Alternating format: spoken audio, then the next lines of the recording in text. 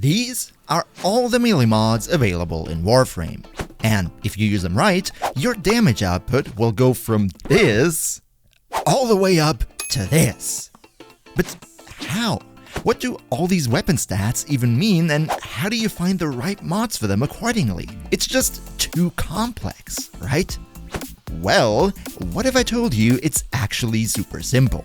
In fact, it's so easy that in this video, I'm not only going to explain melee modding, I'm also giving you a full step-by-step guide on how to build any melee weapon in the entire game. As always, a massive shout out to all my generous channel members who help me keep the lights on. And with that being said, let's jump right into it.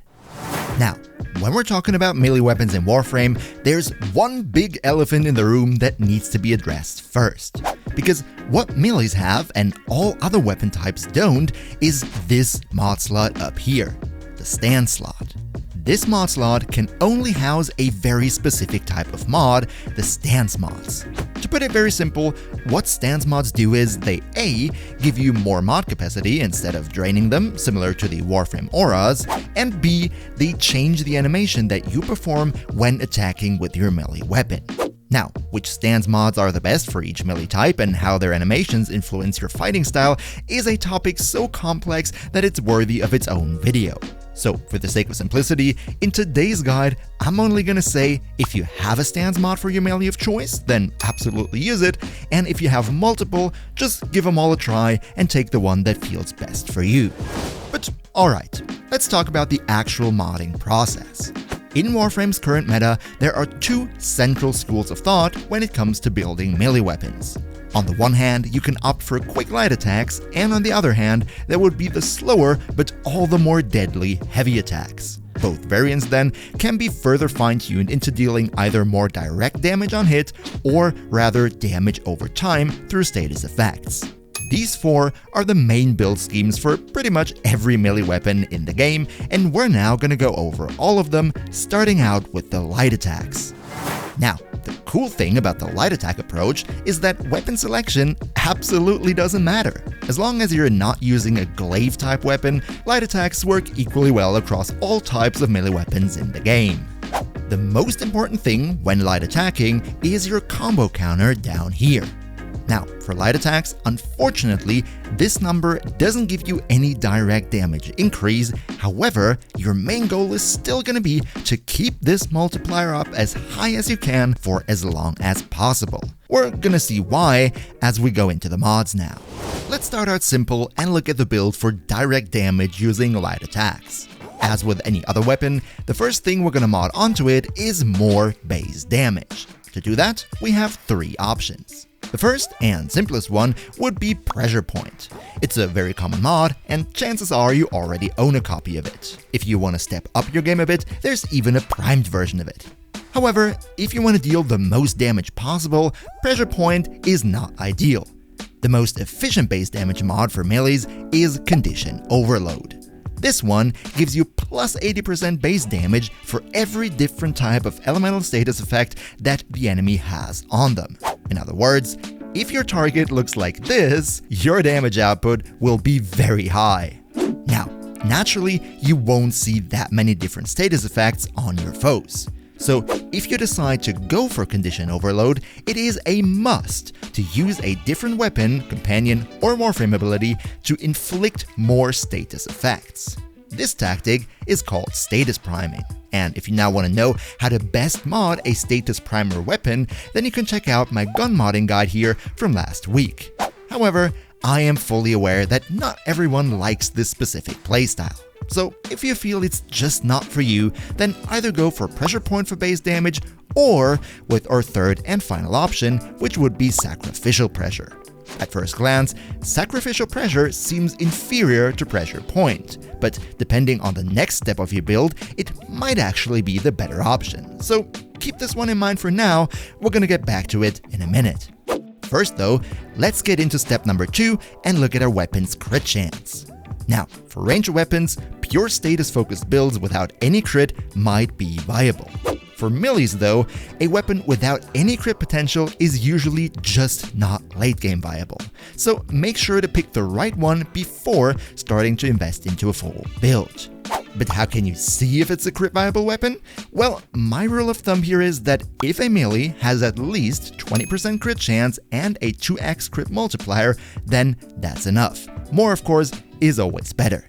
But alright now, which crit chance mods do we even use? Well, just like with the base damage, we again have three options. The budget variant would be True Steel, increasing your crit chance by a flat 120%. The most efficient choice for a light attack combo build like this one though would be Blood Rush. Remember when I mentioned the combo counter earlier and said you want to keep it as high as you can at any given time? This is why. Because Blood Rush gives you plus 40% crit chance scaling with your combo counter. So with the maximum combo of 12 times, you'd be looking at a whopping plus 480% more crit chance. By the way, that's also why you see so many more red crits with melees than with ranged weapons. However, Blood Rush can be a bit painful to get, and if you don't have it, then the next best option here would be Sacrificial Steel. This one is the improved version of True Steel, and it's very special. Remember when we were talking about Sacrificial Pressure a minute ago? Well, these two sacrificial mods, Sacrificial Pressure and Sacrificial Steel, reinforce each other when placed on the same weapon together, leading to even higher stats. That's also why Sacrificial Pressure might be the more favorable option for base damage over normal or even primed pressure point. However, that's only if you use both sacrificial mods together, and in reality, Condition Overload paired with Blood Rush will always be the objectively best option for any combo build. But if you say crit chance, you of course also have to say crit damage. And for this step, it's actually very simple. You have two options, which would be Organ Shatter and Gladiator Might. Organ Shatter is usually your go-to option here. However, if you happen to use multiple mods from the Gladiator set in your loadout, going for Gladiator Might might actually be the smarter move, giving you another fat boost to your crit chance through the set bonus. Now, with base damage and crit taken care of, usually the next step would be status chance. However, right now, we're just looking at a combo build focused on maxing out direct damage on impact, remember? So, in this case, we don't care about our status chance at all. Though I should maybe add that these kinds of direct damage builds are not necessarily the most endgame viable. But on the other hand, before Steel Path, there's really no need to worry about that, so let's go on and look at the elements. Since we only care about direct damage, we want a mod for the element that our specific enemy faction is weak against. Now, I don't want to go into much detail on all the different damage types and bonuses because I already made a dedicated elements guide a while ago. But for the sake of this video, I'm just gonna say go Corrosive against Grineer and Corrupted, Pure Toxin versus Corpus because it ignores shields, and for Infested, you go with the Gas. Now, with base damage, crit, and elements taken care of, we have the foundation of any good direct damage combo build right here. Therefore, the next steps will improve your performance, but they are not as detrimental as everything until here. So, what's next? Step 5 would be range.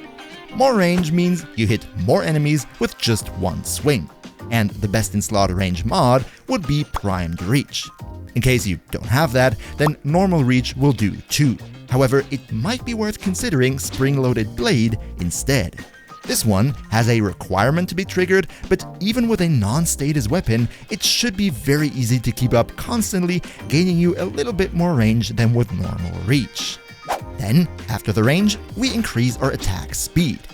See, guns have ammo, recoil, and need to be reloaded. However, melees don't. So more attack speed is always a good idea to increase our damage output per second. The best mod in slot here would be Berserker Fury, which can get you up to plus 70% attack speed. Rank number 2 would be Prime Fury. However, in case you don't have these two, I'd personally recommend Gladiator Vice over Normal Fury or Quickening because of the insanely strong set bonus of the Gladiator set. Now, if you've followed the mod scheme so far, you will now have either 1 or 2 more mod slots open.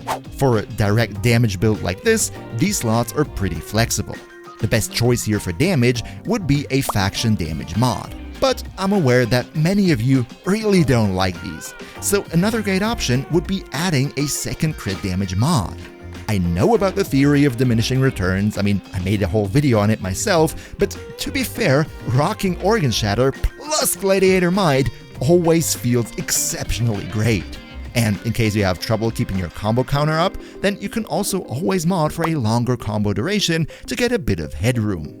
However, if you already have access to your operator, then I strongly recommend to always run the Neramon Focus School with its skill power spike instead.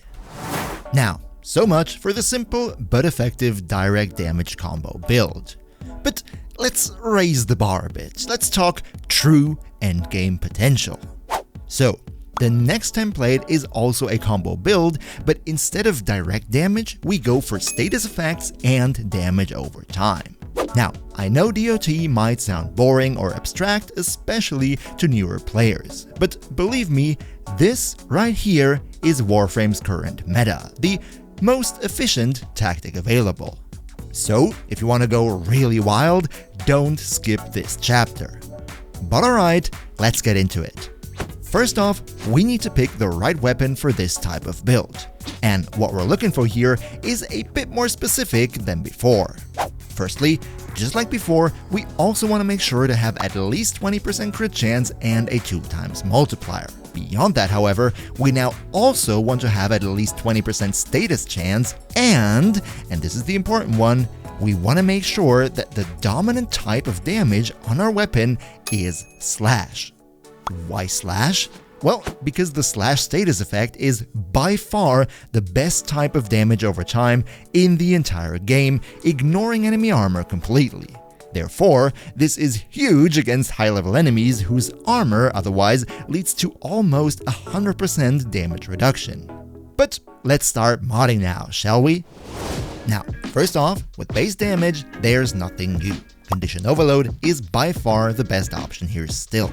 Then, also for the crit chance and crit damage, the same is true like with the previous build. But now comes the interesting part. In the other build, we went for elemental damage at this point. However, here, we won't use any elements at all.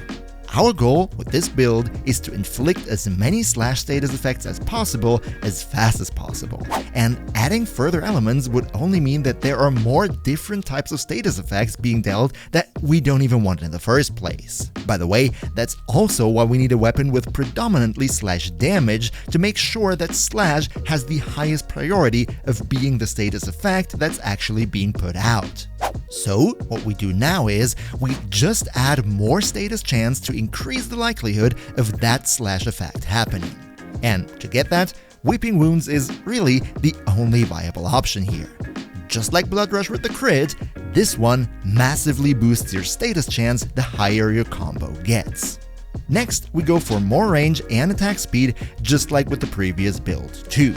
However, one more tip that I'd like to add for the attack speed, especially for more advanced players, would be that you don't even have to add attack speed onto the melee weapon itself. In fact, if you have a free Warframe Arcane slot left, you could add Arcane Strike. This one also pretty much stays active all the time and gives you a whopping plus 60% attack speed. It's a great alternative for Berserker Fury in case you don't have that or just need the mod slot for like a Riven or something else. But alright, now it's time to address the elephant in the room again, faction mods. No matter if you like them or not, they are meta. And if you decide to go for this damage over time build here, you absolutely need them. Why is this? Well, because of a mechanic called double dipping. Now, I don't want to go into too much detail here, but to put it very simple, it goes like this. The damage bonus provided by a faction mod first, of course, increases the direct damage on hit of your weapon. If that hit then inflicts a slash effect, the damage of each of the following damage over time effects is based on the damage of the initial hit, in which the faction damage bonus is already included, remember? But then the game applies the faction damage bonus a second time on top of that. In other words, faction mods are applied twice on damage over time effects, making them an absolute necessity that you can't go without on these types of builds. Now, this is the foundation of every good DOT build. In case you now still have some mod slots open, then doubling down into more base damage or crit would definitely be not a bad idea. However, one very strong mod to go with any combo build would also be Healing Return. While it doesn't add anything to your damage per se, it helps you greatly to stay alive when facing the high-level enemies this build is meant to be used against. This /DOT approach is the most common endgame build against Grenier, Corrupted, and Infested. However, there is one exception. Against Corpus with their strong shields, Slash is not the best option, far from it in fact. In case you want to melee Corpus with damage over time, then instead of Slash, try to either use a weapon with predominantly Toxin damage right off the bat, or mod yours in a way that Toxin becomes the predominant damage type. Because remember, Toxin bypasses shields entirely, so it's way better than Slash against Corpus. But alright, enough about combo builds for now. Remember, in the intro I said there are two schools of thought when modding melee weapons: combo light attack and heavy attack builds, each one with two subvariants. Well, what we just talked about were the two subvariants of light attack combo builds. With that chapter now concluded though, let's move on to heavy attacks. But before we get into the modding itself, there is one very important thing that you need to know about heavy attacks.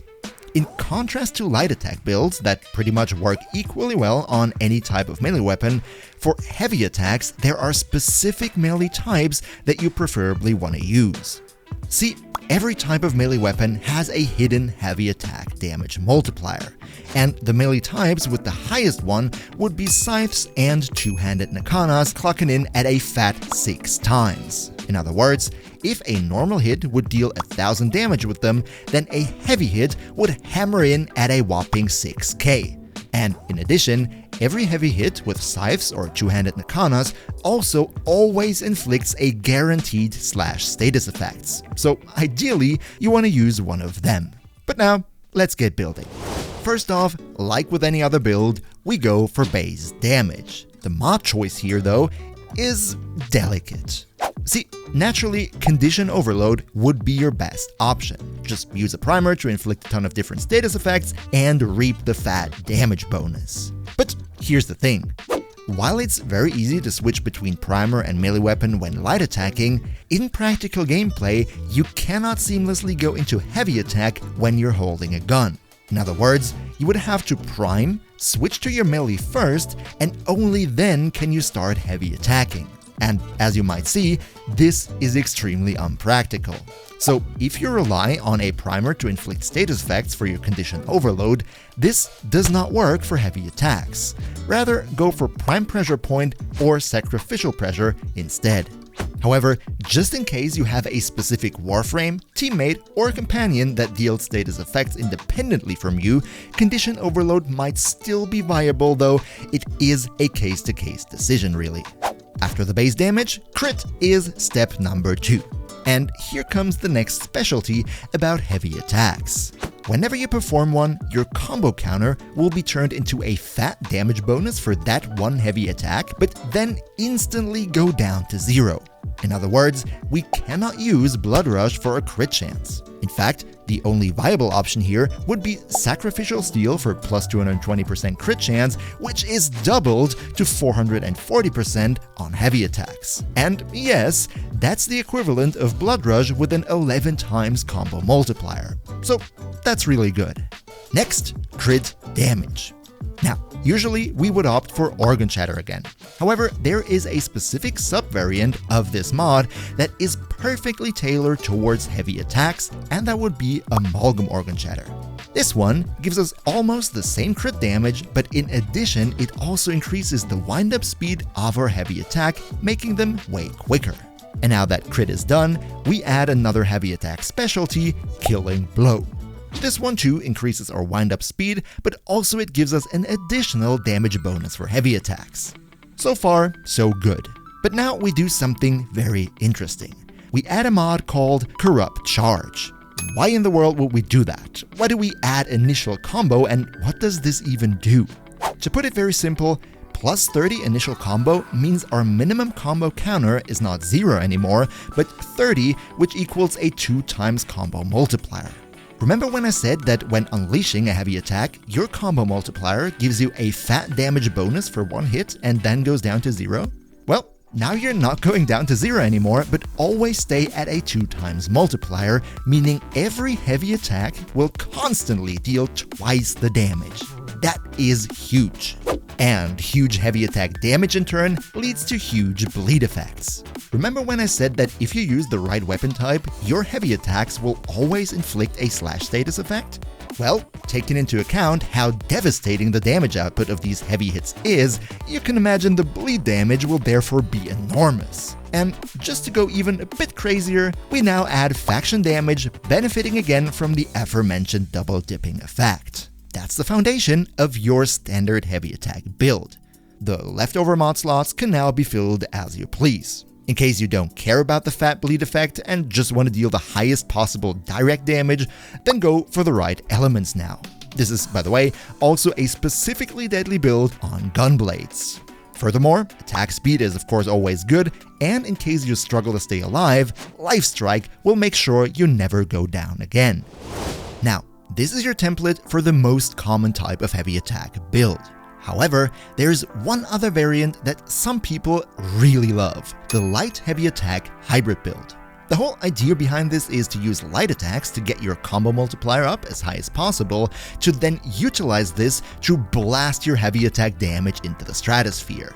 While this is probably not the most useful build in day-to-day combat, it can be huge in game modes like Disruption, where you have a lot of small foes, but occasionally one big tanky unit that needs some special oomph.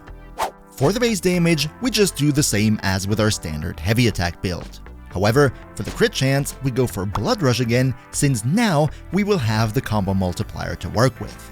For crit damage, again, Amalgam Organ Shatter, but this time in addition also Gladiator Might, since with the combo being up, we again benefit from the set bonus. Afterwards, we add Killing Blow and faction damage.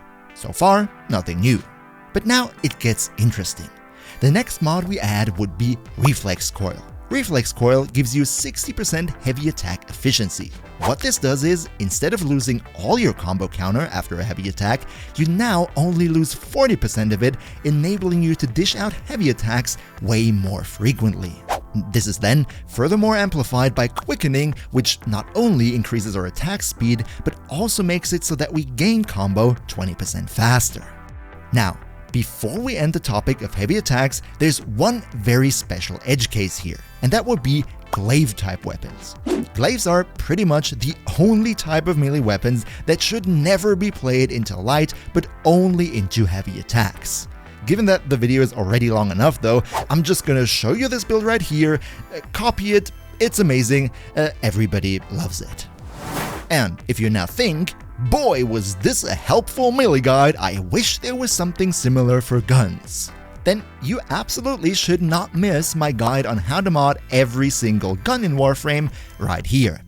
Another massive shout out to Akimbo Fade, Niels V, Lamies, Doganium, Demon Lord Zell, and all other generous channel members for your loyal support.